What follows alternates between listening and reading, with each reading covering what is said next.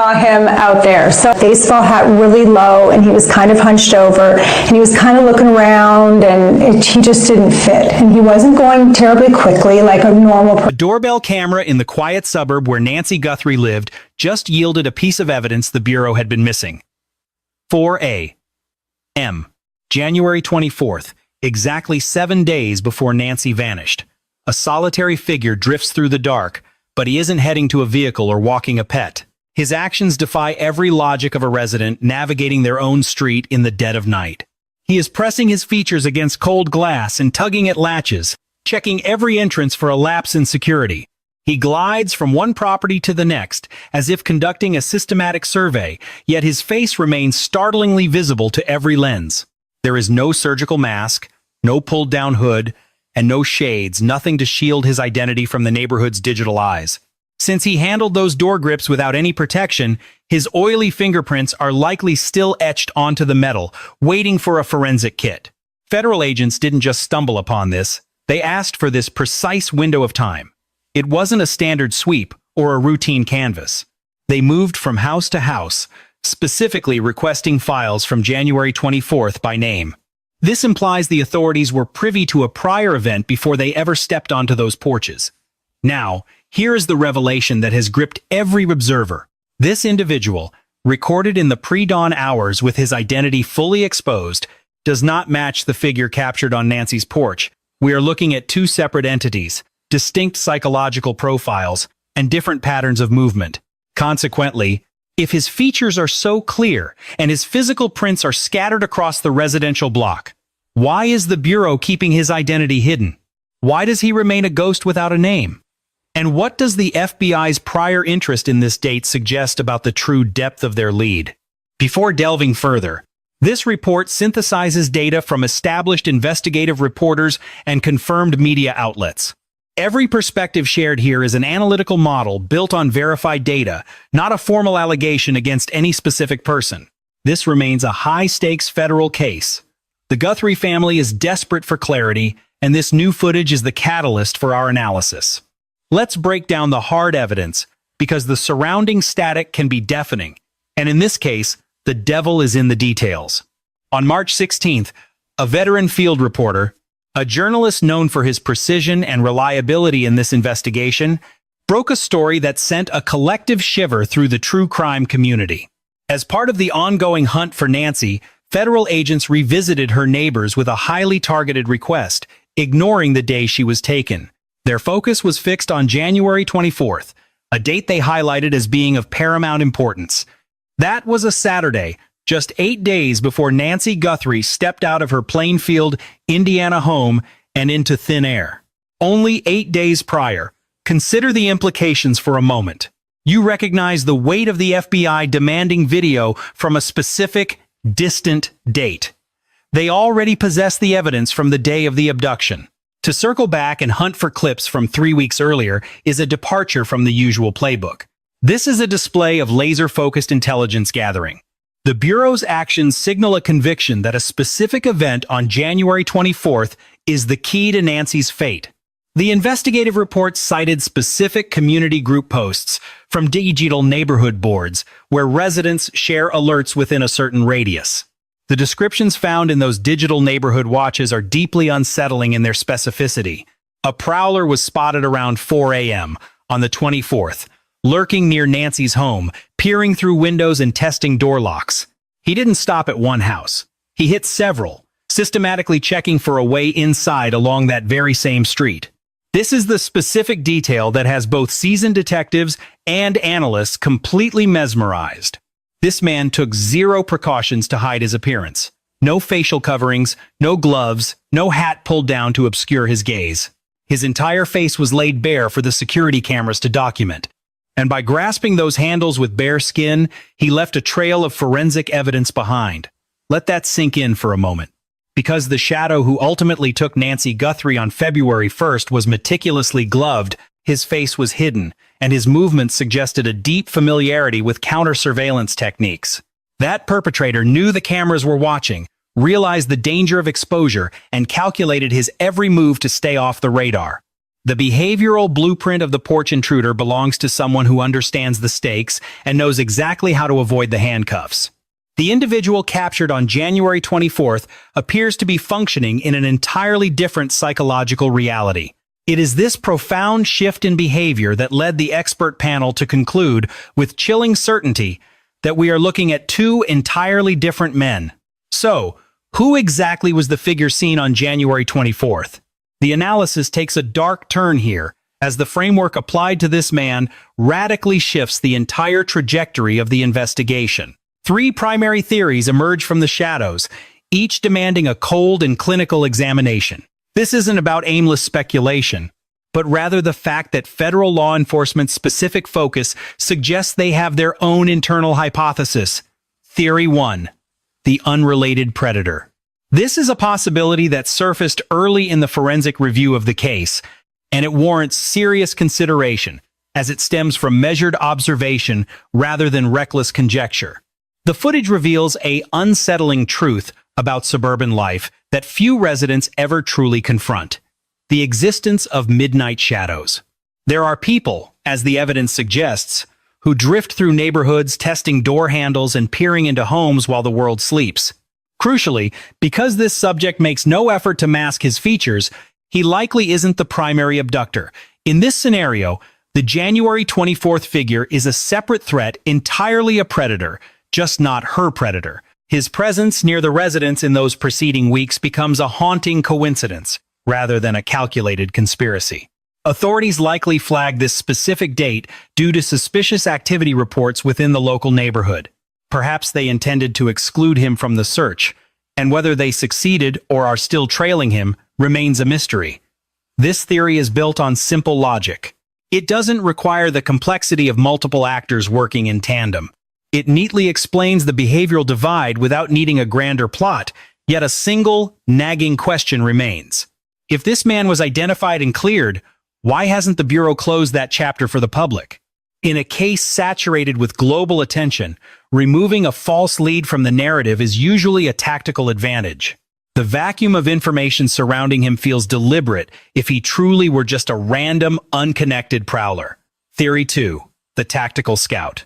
This is the hypothesis gaining the most momentum among those analyzing the evidence with cold, investigative precision. Within this framework, the January 24th man isn't being reckless, he is being compartmentalized. That distinction is vital. When planning a crime requiring surgical precision and deep intelligence, knowledge of the target's home, their daily habits, and the physical constraints of the street is paramount. Often, the one gathering this data is never the one who actually strikes. High-level criminal operations separate the reconnaissance from the execution. A scout doesn't need to be invisible. Their only job is to catalog data and retreat. The operator, the one who carries out the act, is the one who hides because they carry the full weight of the crime.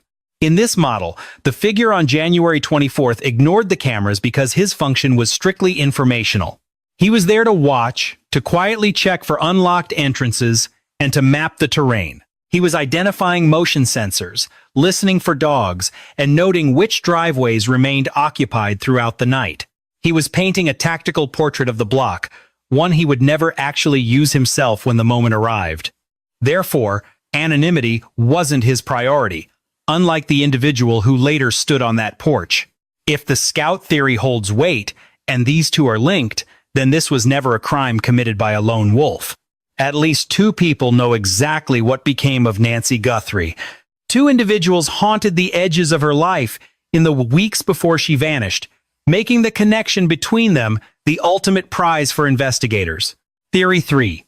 Peripheral association. This middle ground theory suggests the man on January 24th is tied to the abduction, though not as a formal intelligence asset. He may belong to the inner circle of whoever orchestrated the crime. Someone drawn to the area by that connection, whose presence isn't random, yet who wasn't there to perform a professional casing of the home. He was aware that something was in motion. He might have had a minor role, but he lacked the discipline to hide his face because he didn't realize how much it would eventually matter. This is a difficult case to prove, but it mirrors how many criminal networks actually function in the real world. Not as tight, professional cells, but as loose associations where intent leaks between people who aren't all equally invested or equally careful. The enigma of the exposed face. There is a chilling reality within this video that defies any easy explanation, regardless of which theory you find most plausible. When federal agents began scouring the neighborhood for footage from January 24th, their actions were far from a shot in the dark. In a federal probe of this magnitude, supported by a specialized task force, under intense national scrutiny and total resource mobilization, you never target a specific date unless intelligence confirms its significance. Even before the first investigator reached for a doorbell, they knew January 24th held a dark secret. They likely possessed this evidence, or a precursor to it, long before the formal requests began. This leaves us with a haunting question. Why is this man's face so distinct if the Bureau already holds viable imagery from that day? Appearing as any ordinary pedestrian might while exercising, his pace remains measured, yet his gaze lingers intensely on this specific corridor. Judging by the standard uploads from local security cameras, the authorities wield sophisticated analytical tools that far surpass the capabilities of any private citizen. The FBI's next-generation identification system archives more than 150 million distinct facial records, a digital web of driver's licenses, passports, mugshots, and military files, supplemented by state-level and global databases across allied borders. If this individual exists within any system, possesses any government identification, or has ever brushed against the law in the slightest capacity, a clear shot from a home security camera makes him identifiable. This reality makes the current wall of silence deeply unsettling. Investigators typically turn to the public only when internal searches hit a dead end, resulting in those familiar "identify this man" bulletins. That desperate plea for information that emerges once every digital archive has been scoured and every lead has gone cold. Yet, for the figure seen on January 24th, no such plea exists. The Bureau has withheld his image from the public eye. This absence of noise is telling. In the world of forensics, such silence is itself a crucial piece of evidence. We are left with two possibilities. Either they already know him and are tracking a lead they dare not expose to avoid tipping off a wider network, altering his patterns, jeopardizing a covert operation, or endangering Nancy if a rescue is still possible. The alternative is that they found absolutely nothing in their vast archives, suggesting this individual lives entirely off the grid, which presents a far more terrifying and complex set of challenges. Each scenario carries heavy implications. Neither points toward a harmless coincidence. A benign excuse would suggest they simply haven't checked yet, but that is not how high-stakes federal abductions are handled. They have looked. The mystery lies in what stared back at them. Now, let's examine those specific dates. Why target January 24th and January 11th? This wasn't a singular request. It was the identification of a calculated pattern. This detail transforms a random occurrence into what appears to be a meticulously planned, pre-operational timeline. Reports surfacing from major news outlets indicate that federal agents specifically targeted two distinct windows of time from the surrounding neighborhood. Saturday, January 11th, late into the night, and Saturday, January 24th. Two distinct Saturdays, separated by a deliberate interval.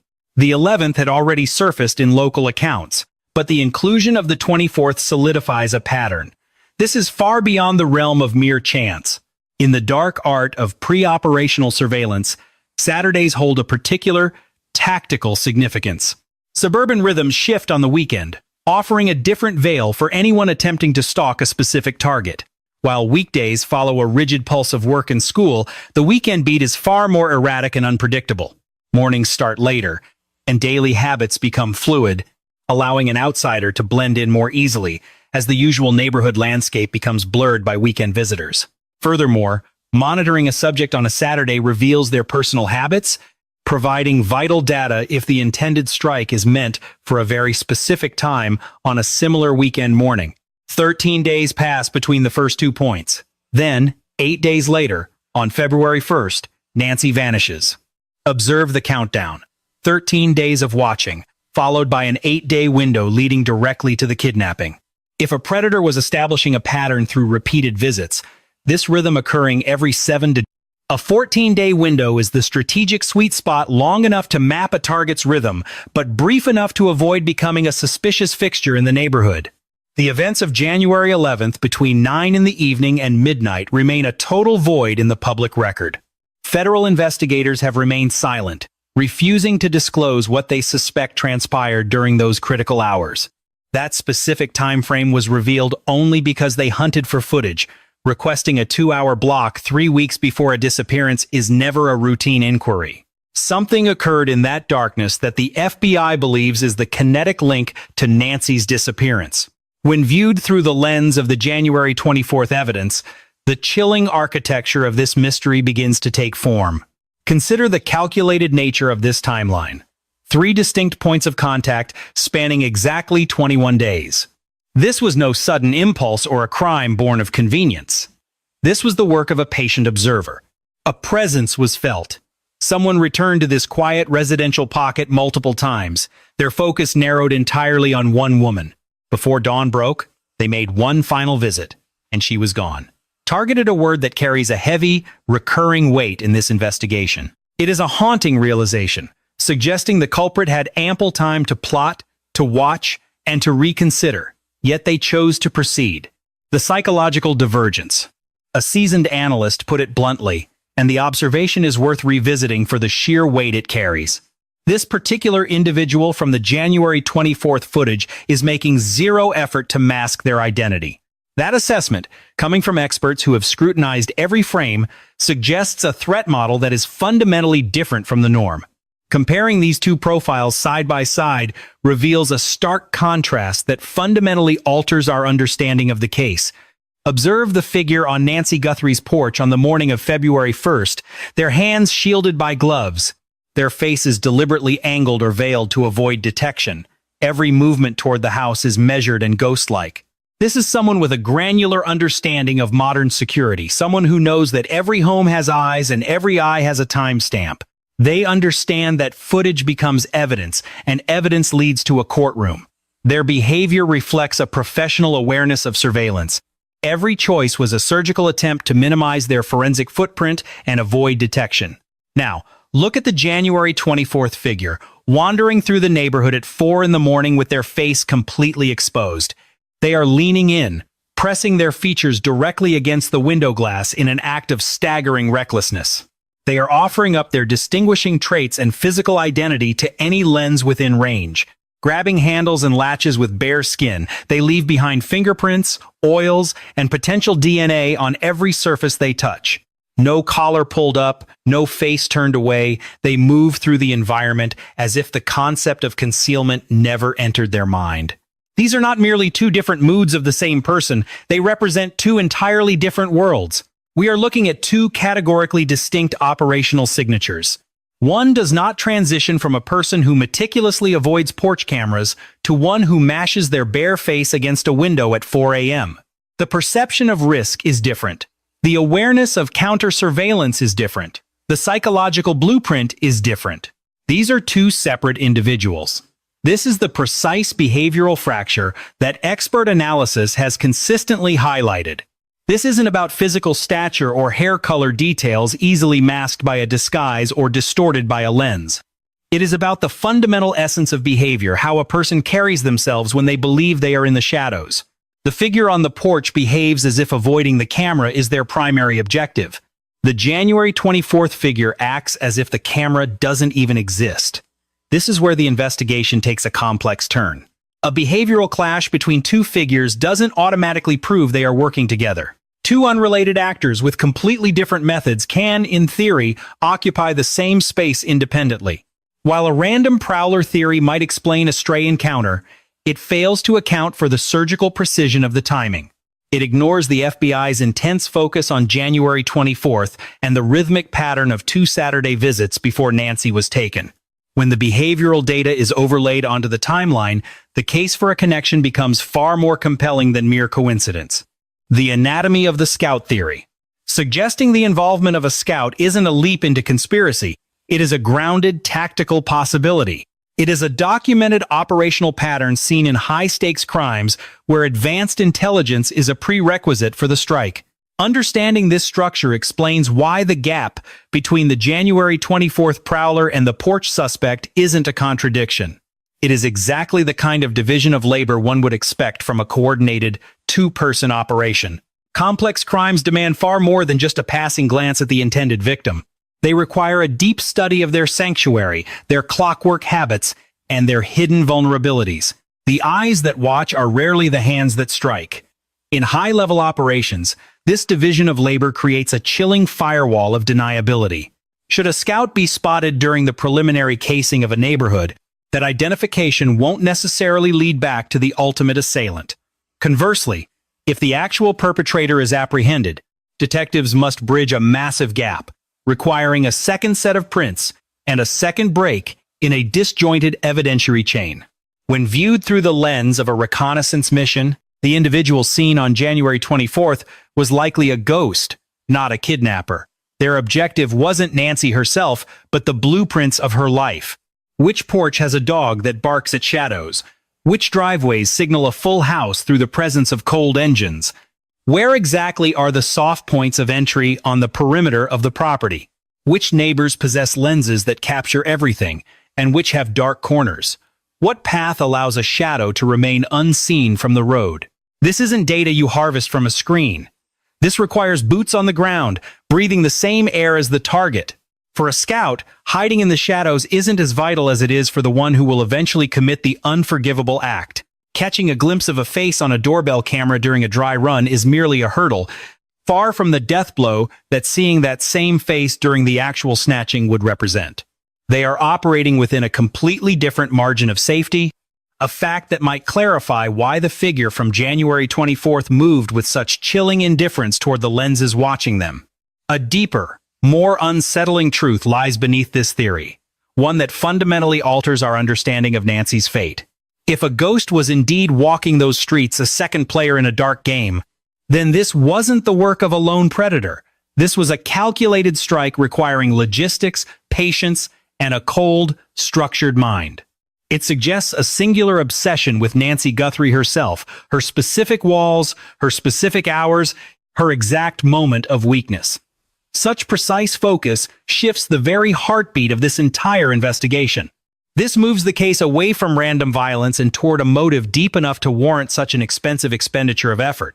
Now we must ask, what was the end game? Who stands to gain from the silence of Nancy Guthrie? Who harbored the malice to erase her? And who possessed the cold skill to make it happen? Federal agents are currently pulling at that very string. That grainy January 24th tape might be the first clue in a much larger web. We must look at the neighborhood as a single living organism. This macro-level perspective has been overshadowed by the hunt for a single face. The digital trail left on local community boards reveals far more than the movements of a lone prowler. It exposes the vast reservoir of data available to investigators' secrets the residents might be guarding without even knowing it. This social network for home security is anything but a niche platform. It functions as an automated nervous system for the suburbs, hardwired into every doorstep camera. A single alert regarding a suspicious shadow ripples instantly through every home within a specific geographic radius. People notice. They respond. They begin to scour their own archived footage for any anomalies. This creates a decentralized vault of proof, surviving even if no one ever picked up the phone to dial 911. Reports from that late January morning paint a chilling picture. A figure testing doorknobs and haunting windows at 4 in the morning. If those digital warnings sparked a conversation among the locals, if testimonies were traded and more clips surfaced in the comment sections, then the federal inquiry didn't start from scratch. They stepped into a neighborhood that had already begun its own forensic reconstruction.